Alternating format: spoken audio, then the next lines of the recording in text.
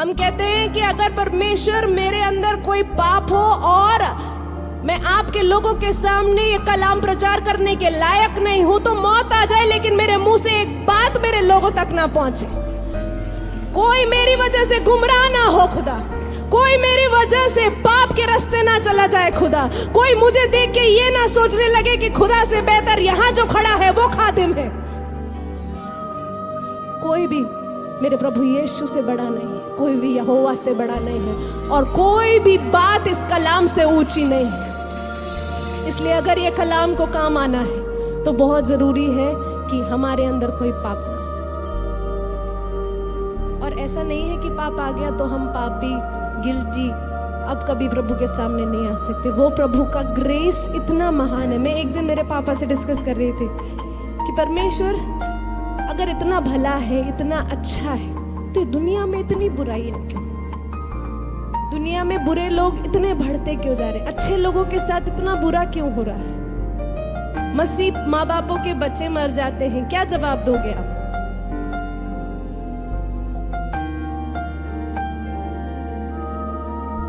जो औरतें परमेश्वर पे भरोसा करके शादियों में बंध जाती है और वहां पे जाकर उनको निंदा, हिंसा, मारपीट झेलना पड़ता है, क्या जवाब दोगे आप? भले खुदा के राज में ये सब गलत गलत अन्याय कैसे हो रहा है? ये सवाल मुझे बहुत खाता है, आज भी खाता है, कल भी खाता है। लेकिन इसका जवाब एक ही है कि ये ग्रेस पीरियड है। मेरे पापा से मैंने बात किया तो पापा ने बोला ये ग्रेस पीरियड है, अनुग्रह का काल।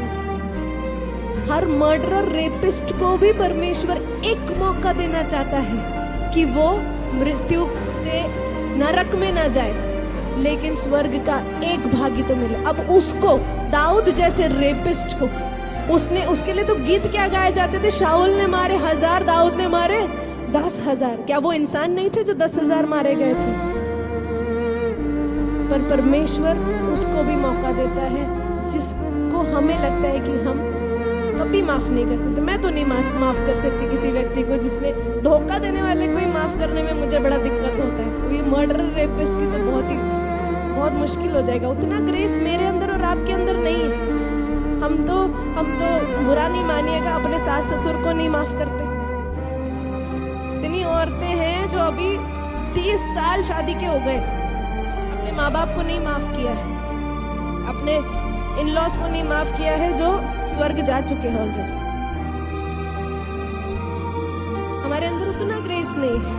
मरे हुए लोगों को माफ करने का भी ग्रेस नहीं। हम कड़वाहट लेकर उनके बारे में गलत अभी भी सोचते हैं, या उनके बारे में सोच के हम अभी भी रोते हैं। तो आप सोचो वो परमेश्वर, उसका ग्रेस कितना ज्यादा है। वो कहता है मेरे आने तक सबके पास मौका है। दुनिया चाहे कैसे भी हो, वो धर्मियों को संभाल के रखेगा। साम्स 92 यही बताता है कि साम्स 92 में यही है कि परमेश्वर न्यायी है, राइचियस है, धर्मी है वो, और धर्मी लोगों को प्रोटेक्ट करने का काम परमेश्वर का है। तो हमारा प्रोटेक्शन तो खुदा के हाथ में है, लेकिन उनका क्या जो न्यूज़पेपर में रोज छप रहे हैं, उनका भी खुदा परमेश्वर ही है। मुझे और आपको पता नहीं होगा, शायद उसका घराना परमेश्वर बचा ले, शायद उनके घराने के पास एक मौका मिल जाए, शायद उनके घर में एक मेफीबोशेत हो। मेफीबोशेत शाऊल का इलेजिटिमेट एक बेटा था जो लंगड़ा था, जिसको दाऊद ने अपने घर पे खाना खाने के लिए बुलाया और उसके घर पे रुकाया। अगर दाऊद परमेश्वर का ना होता तो वो पूरा खानदान कब का खत्म कर चुका होता। लेकिन दाऊद के अंदर वो परमेश्वर का अभिषेक था, जिसने उसके दुश्मन को भी अपने घर पर रखकर खुदा के प्रेम को दिखाने की हिम्मत रखी थी। क्या आप में वो हिम्मत है? क्या आप में वो ग्रेस है? क्या मुझ में वो अनुग्रह है कि मैं किसी और को जिसने बुरा किया उसके लिए ये मन में सोचूं, परमेश्वर है तो आपका ही बच्चा, एक मौका इससे भी देना, एक मौका उससे भी देना, एक मौका उसको भी देना जिसने मेरे साथ गलत किया है।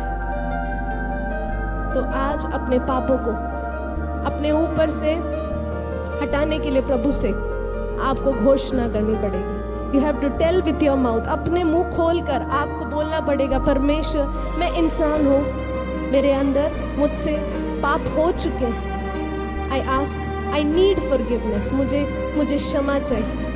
और परमेश्वर आपको इतना अनुग्रह देगा कि आप फिर वो पाप रिपीट नहीं करेंगे। God has enough grace to give you to not repeat the sins that you have done. जो किया है, कुछ पाप ऐसे होते हैं जो अनजाने में फिर हो जाते हैं। कुछ बच्चों को एक बार प्यार होने के बाद फिर प्यार हो जाता है, फिर 2-3 बार और प्यार हो जाता है। हर बार यही बोलते हैं कि अब नहीं होगा, लेकिन प्यार होता ही रहता है। और वो शरीर की अभिलाषा है। ये बच्चे समझ, जब हम बड़े हो जाते हैं तब समझते हैं ये बातें कि ये नॉर्मल हार्मोनल प्रॉब्लम्स है। पहली नजर में किसी को प्यार नहीं होता, पहली नजर में सबको बस शक्ल दिखती है और लस्ट आता है, गंदे ख्याल आते हैं आगे वाले व्यक्ति के बारे में। फिर जब मुंह खोलते हैं, एक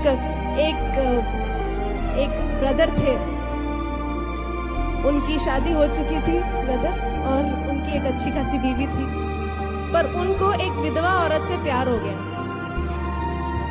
उनको एक विधवा प्यार हो गया और वो पास्टर जी के पास आके कहे कि पास्टर जी, ये जो मेरी अभी वाली बीवी है, ये मेरा असली रिब नहीं है, मतलब मेरा करेक्ट फेफड़ा नहीं है। क्या कहते हैं रिब को, क्या कहते हैं, पसली नहीं है ना, फेफड़ा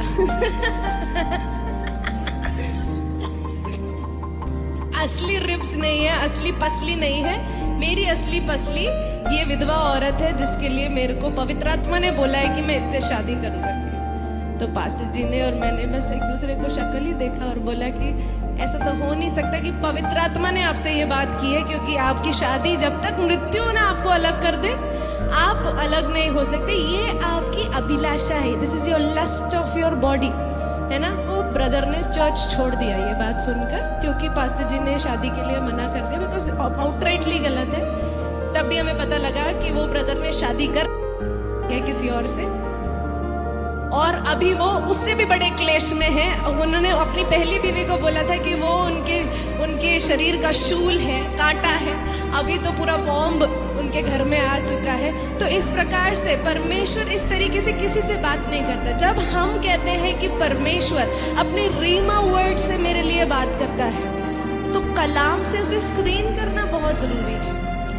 without knowing the word of God आप कभी भी अपने आप को परमेश्वर के कलाम के अनुसार सुने हैं करके आप दावा नहीं दे सकते, क्योंकि परमेश्वर का वचन कहता है वो ना कभी टलता है और ना कभी बदलता है।